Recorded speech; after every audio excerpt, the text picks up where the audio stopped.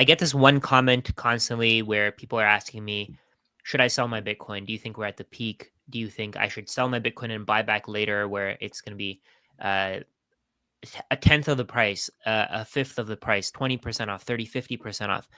I always tell them, don't sell your Bitcoin. You're eventually going to feel really stupid about it. And I wanted to talk about this with you guys. I thought that this was a great topic for us to explore. All of our audiences definitely have the same question.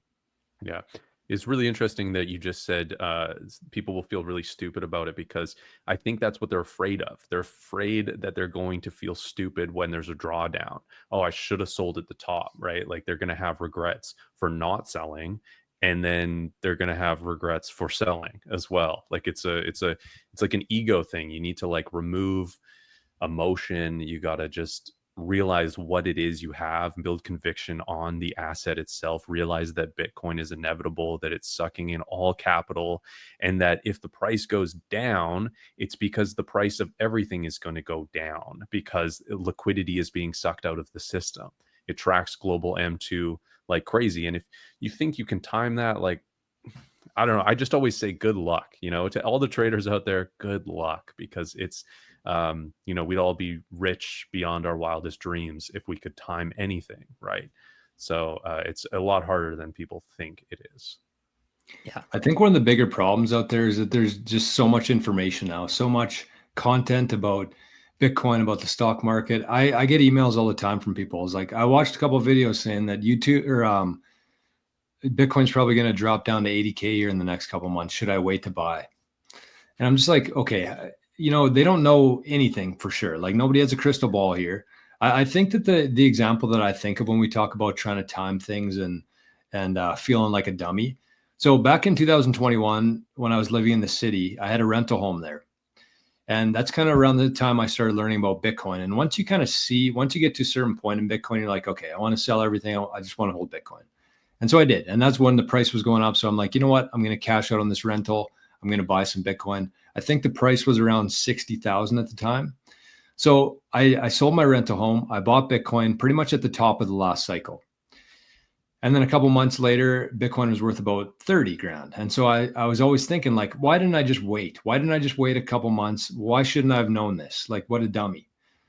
But then with a long enough time horizon on this, look 4 years later on this. So I bought it at 60, I felt like a dummy, but now I look like a genius because it's pretty much doubled since then. So I think that that's pretty much my moral here is like, just buy it whenever you have some free cash flow and just have a very long time horizon. And you might look like a dummy for a little while in the meantime, but in the long term, you're going to look like a genius. Yeah, I was actually thinking the same thing. So this was a thought that I had this morning, where basically the floor price is set. I saw a tweet that said the floor price is set by veterans, and then the highs are set by the noobs. So the people who don't understand what they're doing, they get in through FOMO. The floor is set by people who really, really understand what Bitcoin is. So if you really think about Bitcoin being at highs at any point, all you're saying is that no more noobs are going to join the market. Right. Yeah. I mean, I kind of believe in the continued adoption of this asset. And so I think that we've seen this throughout the history of Bitcoin. We've seen a decrease in the amount of drawdown. We've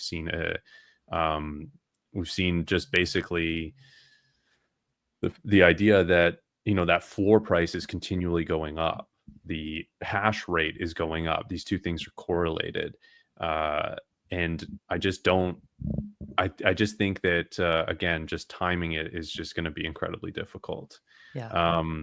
And the other thing too is like, it's very interesting when I got started into this space, I was watching all sorts of different crypto stuff, and a lot of them were talking about, you got to take profits at the cycle. You got to take profits. And it's very interesting then getting into Bitcoin, understanding what Bitcoin is, hearing from other Bitcoiners, building so much conviction that the idea of taking profits no longer makes sense to me.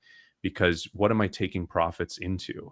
Am I taking profits into Canadian or US dollars? That's just a melting ice cube that I don't actually want. Like, so I've switched that around in my mind a little bit where I take profits every time I buy Bitcoin because I've earned that fiat and I'm taking profits into sound hard money that over time, yeah, you got to have a time horizon, a longer view time horizon, but over time it's going to appreciate compared to any other asset, in my opinion, but especially to dollars, which is what people are taking profits into, taking profits.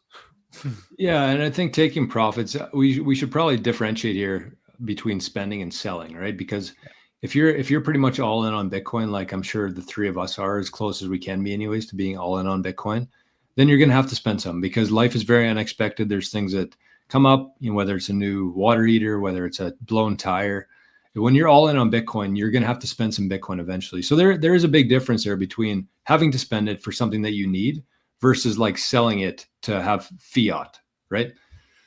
And so I think the thing that I think about, even going back to what Rajat was saying there, I think we should kind of drill into that a little bit because that's an important thing for people to understand in terms of like the floor, the foundation versus the ceiling there. So essentially, what Rajat's saying there is like, and maybe I'll let you do this because it seems like you're a little bit more familiar with the topic. But when somebody hears that, there, you kind of have to hear it a couple of times before it really sinks in of what's happening here. So the floor essentially is that like a person like me who's been in Bitcoin for 4 or 5 years now. I've put in the time, I've put in the work, I understand this thing. And the more time I put into Bitcoin and studying Bitcoin, the more conviction I have over it, which means that my floor price is going up and up and up for the minimum that I would sell it for. And I think that that's important because if you look at the price of Bitcoin, it's $100,000 today. But for me, if somebody asked me what's my price to part with all of my Bitcoin, it might be 10 million, it might be 100 million, it might be a billion. So that's kind of my personal floor. And I think that there's a lot of people out there who are in that same kind of spot. So then you think about like the maximum, and that's kind of what Rajat was saying there. The maximum is what the people who are just getting into the space will pay.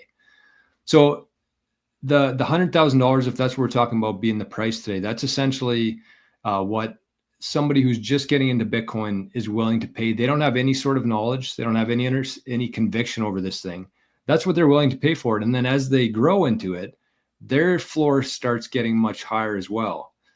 And so it's a really interesting dynamic there in that sense. And so I don't know, like, do you want to dive into a little bit further with that, Rajat, or do you think that that's sufficient? No, no, I think I can go a little. Let's go a little deeper. So the way that I see it, when people who are new to this come in, they're FOMOing in. So what they're doing is they're putting in as much money as they can. They're borrowing money. They're using credit, and we know that Bitcoin follows the liquidity cycles. When more money is being added to the economy, when the price of money is cheaper, when interest rates are lower, more people are borrowing money and they're adding it to the economy. Of course, that's the incentive. And when we have the price going up, let's say for example at 108, 108K, everybody thought, oh, we're at the very top. But there were people who really understood what's going on. I don't even know if they thought that it was at the top, but they were thinking, oh, let's be cautious. Let's not go into debt to buy more. But what's happening is I was actually getting some messages from people who've never touched Bitcoin saying, hey, is it the time to buy? Is now the time to buy. That's what I mean by the noobs are setting the high, because what they're doing is they're just FOMOing. Mhm. They're FOMOing in, and they're buying as much as they can. They're borrowing as much capital as they can, and then what happens is once they're out of money, the price starts dropping. Yeah, I do also see the landscape of buyers and sellers to be changing a little bit, Mm, where in the past it has been a lot of retail, like you said, Rajat, FOMOing in, buying, leveraging, seeing this asset go crazy in a short period of time, not wanting to miss out, right? That's the idea of yeah. FOMO, fear of missing out. But I wonder if, there's a lot of bigger money coming into Bitcoin now. It's kind of opened the game up with the ETFs, with corporate adoption happening, institutions, states, governments, pension funds, all of these different spaces. And I just wonder as well. And again, this is another reason to maybe think that the cycles are going to be shifting here a little bit, is because there are some changes happening.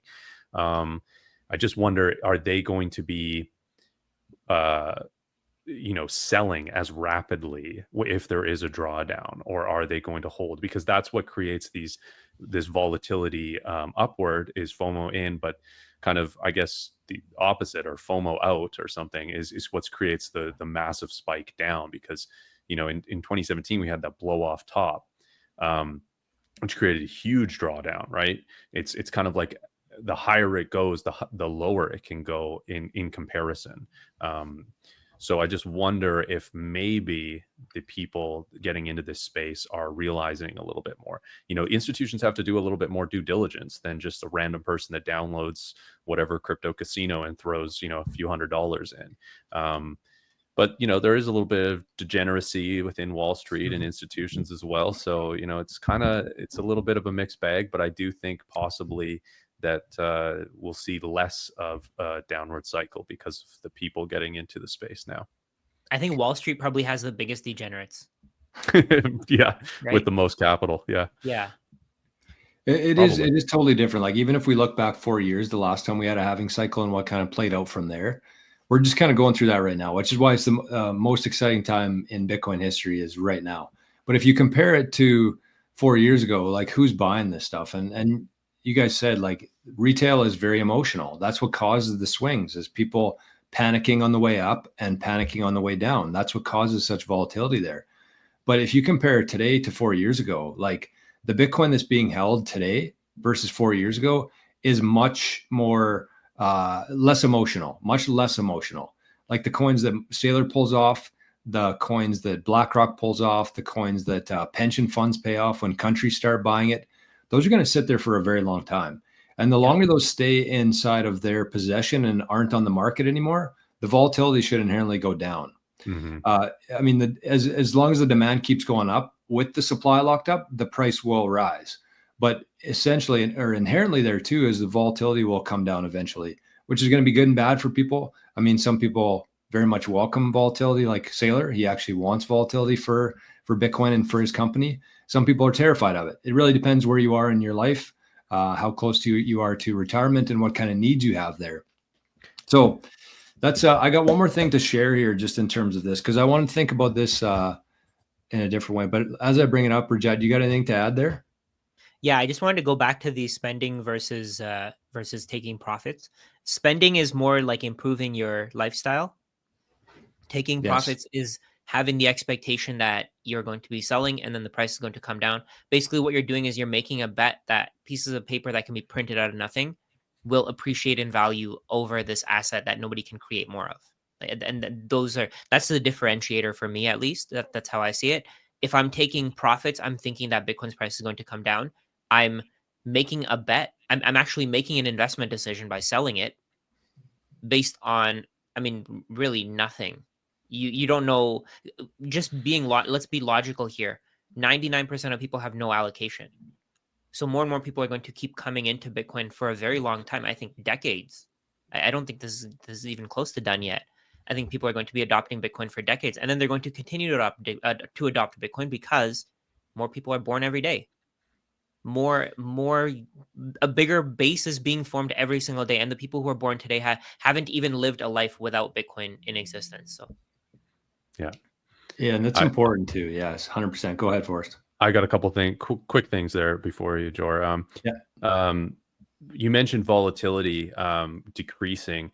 I think it ends up making a lot more sense to use Bitcoin as a medium of exchange, which is what we're kind of talking about. Like, Rajat, you just talked about using Bitcoin. I mean, you could also say that's selling Bitcoin, but you're selling it for something else in exchange. It ends up making a lot more sense to use Bitcoin in that way as the volatility comes down, because then you're not like, I just talked to a family member and they said, oh, I don't want to get into it, it's too volatile. People are afraid of volatility. They're not sure if they use it, if it's going to be worth more or less the next day, right? There's all these things.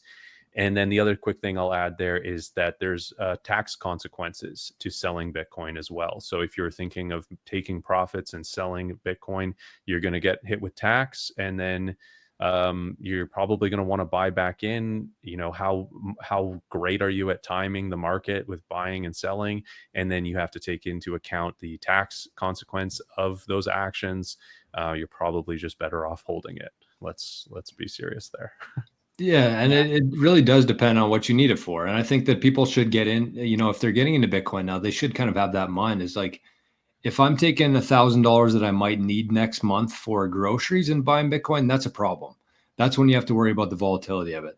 Whereas if I have $1,000 here that I'm taking from my pension or, selling some gold, that I don't really care what happens with, then volatility doesn't matter. You're buying this, you're holding it for a long time, and it's going to go up, it's going to go down, but over long term, as we've seen with Bitcoin, is it's usually going to go up and to the right. Okay, so I want to share this with you guys because I just kind of put this together today, actually, and I wouldn't say it's 100% relevant right now, but I just want to take the other side of this and say, instead of thinking about selling it, I want people to understand kind of where we are in terms of the bull cycle, the halving cycle, in terms of President Trump, the U.S. potentially adopting the strategic reserve. And so before I kind of show this, I think that if you pay attention to the cycles, and there's a lot of people saying that Bitcoin might be 150 this year, 200, 250. If you look at just a normal cycle here, $2 million Bitcoin is not really out of reach. We wouldn't have to do anything like crazy to hit $2 million Bitcoin. And so I just want to take the flip side of this and say, instead of thinking about selling, just understand how rare this opportunity is that we have right now to be buying. So I kind of looked at, I'm going to use this as like a salary. So I've done things before where it's like, okay, well, if you got $10,000 to put in, here's the difference. But I wanted to do something that people like can relate to a little bit more. So let's say that you do a job for somebody, they give you $500. So essentially what happened there, you put your time and energy, you added value to this person, they give you $500.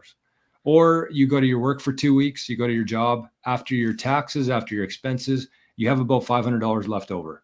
So that's kind of what I'm starting with here. For people who want to convert their time and energy into Bitcoin, I kind of started with like a $500 consistently. So at $105,000 Bitcoin, you get 476,000 sats with that $500 that you have left over for adding value to the world. Bitcoin goes up to 150,000. All of a sudden, the Bitcoin that you get for that exact same job that you did, the exact time it took, the effort that it took, all of a sudden now that's only worth 330,000 Bitcoin. And then you get to $1 million Bitcoin, which again is not out of the realm for this cycle here within Bitcoin. You take the exact same job, same work, same effort, you get $500, you convert it to Bitcoin, you get 50,000 sats for that. Wow. Mm-hmm. So, and then you take it, one step further, obviously $2 million Bitcoin, you're getting 25,000 sats for it. So that's kind of how I just want people to start looking at this in terms of like, if you are taking your time and energy, converting it to Bitcoin, just how much of an impact a strategic reserve or something like a normal bull cycle here will have on the ability to accumulate a lot of Bitcoin. So I just want to give like the flip side of that in terms of versus selling, like understand kind of, there's some urgency here in terms of if you're trying to accumulate Bitcoin, that's kind of where we are right now. Yeah, you're saying basically stack as much as you possibly can at this point. Don't think about selling and stack as much as you can. That's Yeah. my moral for this one. Yeah, think about buying. If the price goes down and you're still earning income, like we're all young, we're still in our earning years. I don't think about trying to short Bitcoin basically by selling it. I just think about buying more of it as it goes down. And then in the next cycle, which is inevitable, the highs and all that, I just will have more sats to have appreciated over that time. That's it. Buying mentality instead of you selling. just gotta stack sats and stay humble. Is that the quote? Stack sats, stay humble. Great quote. That's it. You don't sell for paper. You sell for things. Yeah. Yeah, I think that that's kind of my thesis around Bitcoin is eventually, as one of you guys mentioned the fact that there's only about 1% of the population that's in Bitcoin. So we can kind of tell, all things consistent, where this thing's going to go. And to me, it's like with the stay humble, stack stats, with this whole thing, it's just get as much as you can, because I think that in 20 years from now, people are going to look back and literally give anything to be where we are right now in order, in terms of being able to get this right now. It won't be here forever. And so just understand that. Switch your mindset from being a seller, looking at the price, to a buyer. And, you know, if the price goes down a little bit, you're getting more sats for the time and energy that you added to the world. So Exactly. okay, well, this has been another edition of Three Canadians Walk Into a Bar talking about Bitcoin. So thanks for watching today. You can find all of our channel information in the show notes below. Thanks, fellas. Awesome.